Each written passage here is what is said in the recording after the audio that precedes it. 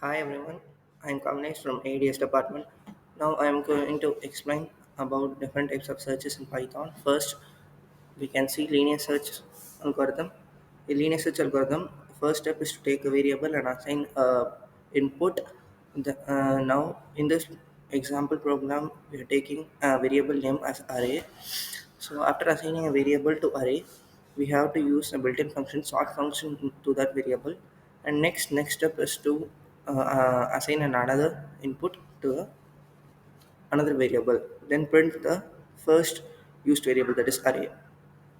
Next, and another means we have to use the built-in function binary search iter in another variable like just I'm taking as res in this example. Inside the binary search iter built-in function, um, we are assigning array, that is first input, and the second input comma 0, the length of the first input minus 1.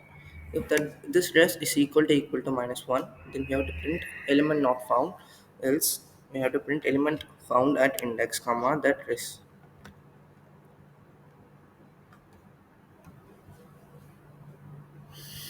Next type of search is binary search algorithm. In binary search algorithm, we are using a function here, the uh, binary search iter, define binary search iter. Then the array comma k comma low comma high, that four variables are used inside that called inside that function. While that low is lesser than or equal to high, that mid is equal to low plus high minus low by 2. That's a double slash, that is floor division. Then if a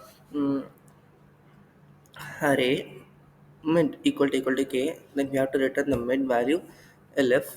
Array mid less than k, we have to return that low will be equal to mid plus 1, else high will be equal to mid minus 1. After returning all this, then you have to return minus 1.